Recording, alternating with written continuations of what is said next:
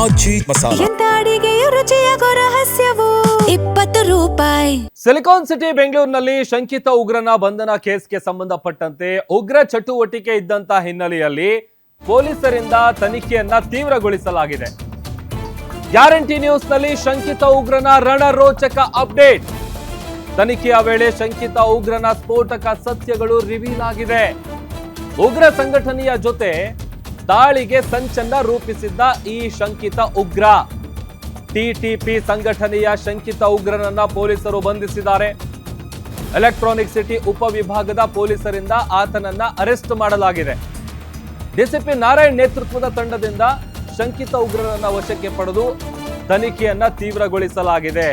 ವಿಚಾರಣೆಯ ಸಂದರ್ಭದಲ್ಲಿ ಸಾಕಷ್ಟು ಸ್ಫೋಟಕ ವಿಚಾರಗಳು ರಿವೀಲ್ ಆಗಿದೆ. ಟಿಟಿಪಿ ಸಂಘಟನೆಯ ಶಂಕಿತ ಉಗ್ರನನ್ನ ವಶಕ್ಕೆ ಪಡೆದು ಈಗ ತನಿಖೆಯನ್ನ ತೀವ್ರಗೊಳಿಸುವಂತ ಕೆಲಸ ಆಗ್ತಾ ಇದೆ.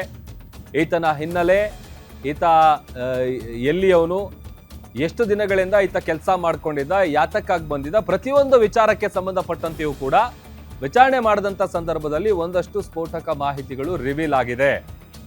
ಆತನ ದಾಳಿಯ ವಿಚಾರಕ್ಕೆ ಸಂಬಂಧಪಟ್ಟಂತ ಒಂದಷ್ಟು ಮಾಹಿತಿಗಳು ಇದೆಲ್ಲವೂ ಕೂಡ ವಿಚಾರಣೆ ಸಂದರ್ಭದಲ್ಲಿ ಗೊತ್ತಾಗಿದೆ.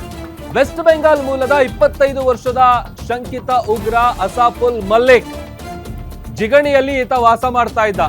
ಅಸಾಫುಲ್ ಮಲ್ಲಿಕ್ ಖಾಸಗಿ ಕಂಪನಿಯಲ್ಲಿ ಸೆಕ್ಯೂರಿಟಿ ಗಾರ್ಡ್ ಆಗಿದ್ದ. ಮುಸ್ಲಿಮರ ಮೇಲೆ ದೌರ್ಜನ್ಯ ಎಸಗುವ ಕಡೆಗಳಲ್ಲಿ ದಾಳಿ ಮಾಡೋದಕ್ಕೆ ಈತ ಸಂಚನ್ನ ರೂಪಿಸ್ತಾ ಇದ್ದ.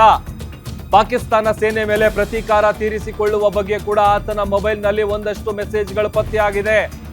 ಅದಕ್ಕೆ ಸಂಬಂಧಪಟ್ಟಂತಹ ವಿಡಿಯೋಗಳು ಕೂಡ ಪತ್ತೆಯಾಗಿದೆ. ಸಂಘಟನೆಯ ವಿಚಾರಗಳಲ್ಲಿ ಸೋಷಿಯಲ್ ಮೀಡಿಯಾದಲ್ಲಿ ಪೋಸ್ಟ್ ಅನ್ನ ಹಾಕ್ತಾ ಇದ್ದ. ಅಫ್ಘಾನಿಸ್ತಾನಕ್ಕೆ ಹೋಗಿದ್ರೆ ಟ್ರೈನಿಂಗ್ ಆಗಿ ಅಲ್ಲಿ ಟ್ರೈನಿಂಗ್ ಅನ್ನ ಪಡ್ಕೊಂಡು ಮತ್ತೆ ಭಾರತಕ್ಕೆ ಬರ್ತಿದ್ದ. ಇಲ್ಲಿಗೆ ಬಂದು ವಿಧ್ವಂಸಕ ಕೃತ್ಯ ಎಸಗುವ ಸಾಧ್ಯತೆ ಇತ್ತು ಅನ್ನುವಂತ ಮಾಹಿತಿ ಕೂಡ ಸಿಗ್ತಾ ಇದೆ. ಶಂಕಿತ ಉಗ್ರ 2ನೇ ಬಾರಿಗೆ ಬೆಂಗಳೂರು ನಗರಕ್ಕೆ ಬಂದು ಇಲ್ಲಿ ನೆಲೆಸಿದ್ದ.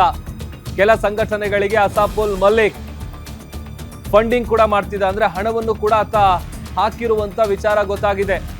ಸೋಷಿಯಲ್ ಮೀಡಿಯಾ ಮಾನಿಟರಿಂಗ್ ಮಾಡುವಂತ ಸಂದರ್ಭದಲ್ಲಿ ಈ ಉಗ್ರ ಸಿಕ್ಕು ಬಿದ್ದಿದ್ದಾನೆ. ಶಂಕಿತ ಉಗ್ರ 1 ತಿಂಗಳಿಂದ ಫಾಲೋ ಅಪ್ ಮಾಡಿ ಆತನನ್ನ ಅರೆಸ್ಟ್ ಮಾಡಲಾಗಿದೆ.